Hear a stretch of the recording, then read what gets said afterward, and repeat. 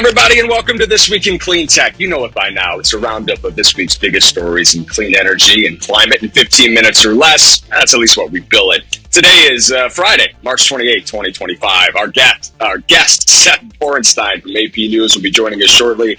It's been a long week for Factor This Content Director Paul Gerke. I'm out at D-Tech, coming at you live from above the chaos in the T&D world behind me. The who's who in the power industry. And speaking of who?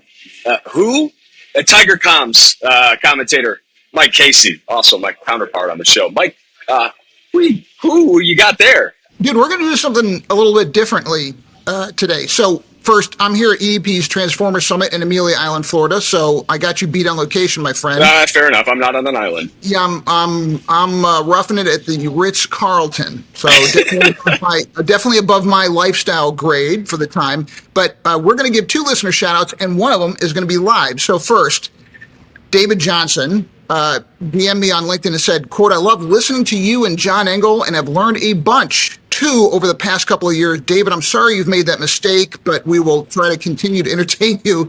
And the second one is, I want to thank Kelly Snyder, who is the EVP for origination for EDP Renewables, who's here with me. I see her at the reception last night. She goes, "I love the show." And I go, "Dude, you are coming on the show." Listener shout out. So Kelly, thanks for joining us and hosting this terrific event. You're welcome. It's great to be here, and I love the show. All right. So, see, Gerke, you and Engel don't have fans like this. I think it's clear who's carrying the show now these days. Yeah, right? Clearly. And that guy was learning something from you and Engel. He didn't say he learned anything from me, and he shouldn't expect to. All right. I'll be back on a serious note with my microphone in a second. In all seriousness, we love the listeners who want to interact on the show. And if you want to interact with us or get a little shout out or maybe mob on to Mike and I at one of our events, please feel free to do so. Or just send us an email, the more traditional route, paul.gerke@clarionevents.com. That's the best way to reach me. All right, Mike, let's get into it. First story of the week. What do we got? Krista Marshall, E&E News, DOE axes 4 major efficiency rules. Yeah, so the DOE, Mike, here we go, Mr. Gerke. Yeah, if you didn't hear about this, they're canceling some efficiency rules for electric motors, ceiling fans, dehumidifiers, external power supplies, things like that, appliances you generally associate with efficiency. The agency said it's pushing back at final rules for gas water heaters and walk-in coolers and freezers, too. Energy Secretary Chris Wright, who spoke at CERAWeek a couple of weeks ago when I was out there, said the option to choose appliances should, quote, not belong to the federal government, end quote. Mike, I feel like that's kind of missing the point here. Mr. Gerke, you are a master of understatement, and you should probably enter the World Series of Poker. Okay, so can we just bring in reality to interrupt the ideology? This country wastes 40% of the electricity we produce. 40%. Waste is dumb. That makes eliminating ways to cut energy waste dumb. Yeah, even dumber. And that makes the people who are doing the elimination, well, I'm going to let you decide. So if we're in an energy emergency, as the administration has declared, why on earth are we trying to stop to cut energy waste? The gentleman in the White House has previously criticized energy-efficient appliances and has called to bring back old-style light bulbs that are no longer made at scale in the U.S. This decision also comes after Trump's complaints about how regulated products don't allow him to wash his clothes and hairs properly because nothing says presidential priorities like battling shower heads and a can of hairspray each morning. Paul Gerke, story number 2. Our second story from Ed Ballard at the Wall Street Journal. It's called "Startups That Set Out to Fix the Climate Are Now Talking About Jet Fighters." What's this all about, Mike? This is cool. I think this is very interesting. As a marketing guy, I'll have to say climate startups are shifting their message away from climate disruption and more towards national security, domestic manufacturing, and AI, since the political backing and investor interest in clean initiatives has declined. So high interest rates have dampened enthusiasm for the capital-intensive clean tech sector, which saw investment drop 40% in 2024, and the third row in a year decline. But it's not just startups that are changing their messaging. Major companies like Dow and GM recently urged the Trump administration and Congress to keep tax credits for low-carbon hydrogen, but avoided mentioning climate disruption. Instead, they framed the issue around energy independence and national security. I say whatever works to keep this transition going, do it. Paul, your thoughts? Venture capitalist Matt Acco is warning that relying on government subsidies is risky because policies change during new administrations. We didn't need Mr. Acco to tell us that, but some startups are really having to sort of rebrand to stay flexible, to stay patriotic, let's say, to stay in favor of the eyes of the administration and the way legislation and regulation is headed. Startups not exactly abandoning climate goals. And in fact, at the events I've been out at the last few weeks, Mike, I would say that it's actually really heartening to see how many places are not abandoning their environmental initiatives and their carbon-free initiatives in spite of all that's going on, saying like, no, this is part of our ethos. This is what we actually do. It's not a performative thing for us. Just a few years ago, Cleantech was a much hotter sector in that space, though. That role shifting now to AI, data centers, startups are following the money there too. When we're talking about billions and billions invested in cool sounding projects like Stargate. Mike, story number 3. You just wanted to say that word. Stargate. Story 3. All right, our third story. Claire Brown, New York Times. The vicious cycle of extreme heat leading to more fossil fuel use. Paul Gerke.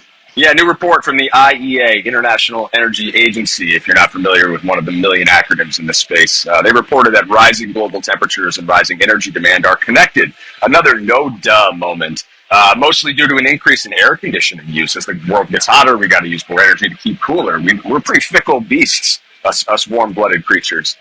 These energy-intensive appliances are straining the power grid, prompting a lot of utilities to rely on coal and natural gas and peakers otherwise to meet surge in demand. Last year was the hottest on record. We broke it. We did it, guys. I think the year before was also the hottest on record. We're just setting records every year. The good news about the world's economy is that it's growing faster than carbon pollution is. So we are chipping away at this. But I think that if you felt like the sentiment was that we're not chipping away fast enough, you're probably right. Step back for a minute. The nature of the climate disruption crisis requires us to burn more of the dirty fuels that created this mess in the first place. That's nuts. Just ask ExxonMobil scientists from 30 years ago. So here we are in another takeaway from the IEA report into this Alice in Wonderland scenario. Last year's extreme heat drove about a fifth of the increase in demand for electricity and natural gas. Coal demand increased 1% last year, mostly due to the urgent demand for electricity during heat waves. Number 3, global energy demand grew by a little over 2%, nearly double the average annual increase over the past 10 years. And global carbon pollution would have jumped 7% higher last year without renewables, nuclears, EVs, and heat pumps. Thems are the facts, Paul Gerke. Our fourth story? Thems are the facts. Hey, I'm from the heartland. What can you say? Our fourth story. Zach Coleman from Politico, titled "Climate Groups Should Beat Trump in Fight for $20 billion. It might be too late." Mike, is it too late? Yep. I think Zach Coleman would know more than us, but the Trump administration is trying to revoke $20 billion, that's with a B, in climate grants from Biden's Greenhouse Gas Reduction Fund, which is being used to fund clean energy projects, especially in low-income communities, and lower their energy bills. Hundreds of organizations are stuck waiting on a legal fight before they can access funding, putting projects like energy-efficient buildings, upgrades, and solar-powered wastewater plants on hold. Some might be canceled entirely, cutting off the expected energy savings for communities in the midst of our declared national energy emergency, Paul Gerke. So I know some folks who are impacted by this, as I'm sure you do too, Mike. Some really promising individuals and companies that are doing some really cool things that are probably going to get screwed up because they don't have the funds that they should have, quite frankly. And this has a domino effect too, Mike. So it's not just like, oh, we're going to scuttle $20 billion of clean tech projects. It also just sours the whole carton of milk, right? So now investors are afraid of that space. Why would you go and put $100 million into something? Let's just use SMRs for an example, even though we're not talking about SMRs. Why would you invest the billions necessary to get that small nuclear reactor just right at a prototype stage that it could be mass produced at scale when you're not even sure if the backbone of the financial system that you're stepping into is strong enough to support the technology, period, let alone the scale and the investment and the time frame that you've got the money sucked into it. So it's just a much larger economic problem than just $20 billion in climate grants. Not to get too far into the weeds, but on Tuesday, a federal judge threw out an EPA attempt to claw back some of those grants. I think they were throwing around 45% was the verbiage they were using. Anything that hadn't been more than 45% dispersed was going to be clawed back. Ultimately, the administration might not have the legal authority to get most of that money back. That's kind of been the sentiment that I've gotten from a lot of the legal experts I've spoken to. But delays and uncertainty are their own poison, Mike. Like these things hurt these projects and kill things in their own way. A slower, more painful death, perhaps, than just pulling the plug sometimes. A lot of nonprofits say they just can't afford this drawn-out fight. They don't have the resources that the federal government has, and some are considering layoffs or just giving it up. And a lot of critics are saying that's exactly what Trump's EPA is hoping for, is that they'll just hold their cards because what they're doing is illegal, and they just hope to play the waiting game as long as they can. Yep.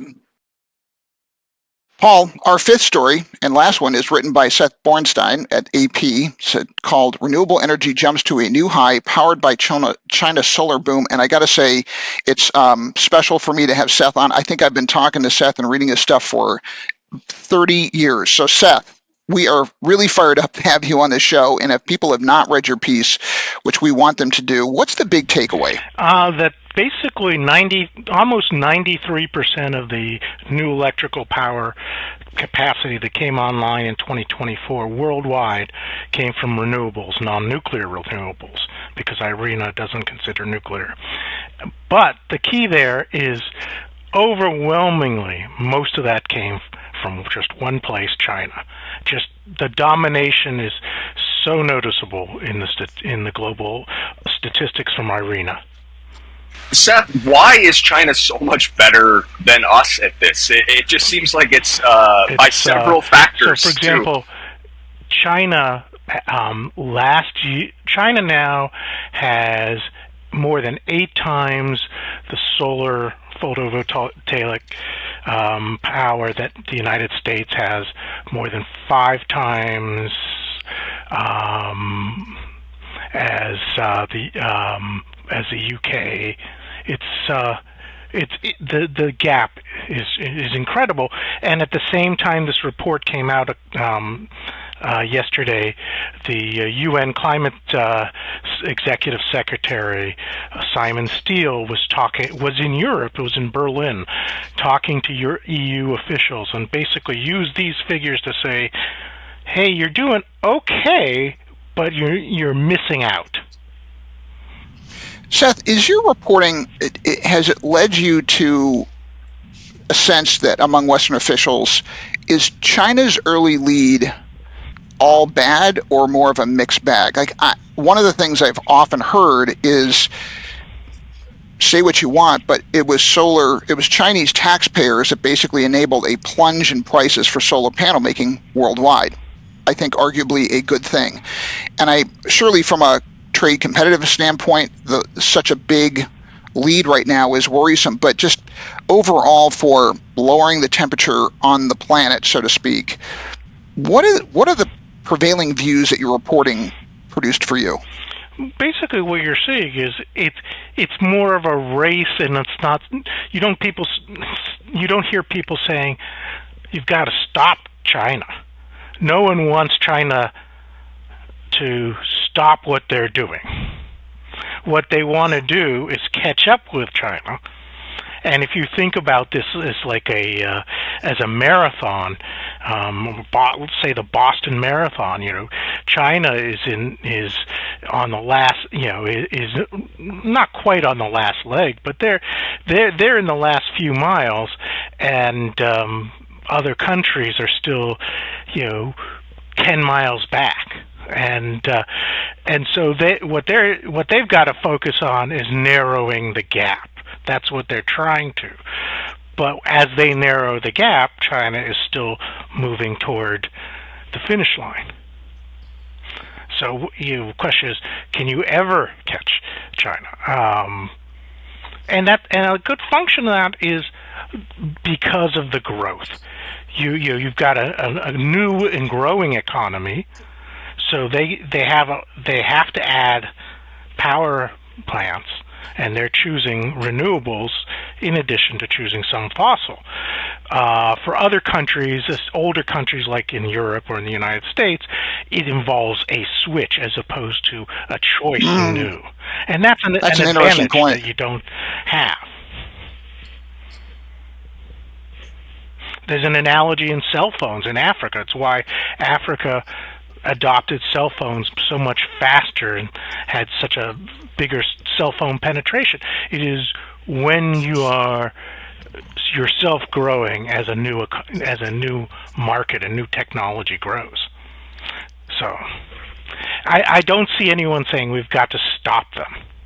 Seth, during your reporting, have you got the sense that Western policy leaders have working solutions for how they can close this gap?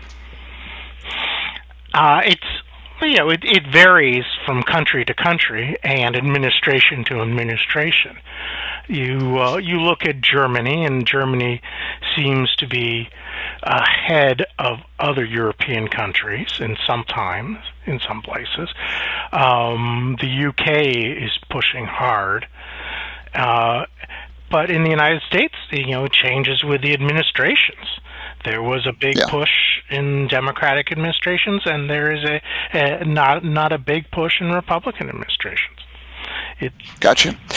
Paul, we're just about out of time. We need to go to our Cleantecher of the week. All right, Seth, appreciate your time. Let's get to the Cleantecher of the week. Andrew Reagan, president of Clean Hill Energy for America, one of the many clean energy advocates on Capitol Hill that is pushing the current administration to keep energy tax credits that are creating millions of good-paying jobs, lower energy bills across the country, and strengthening our domestic manufacturing capabilities.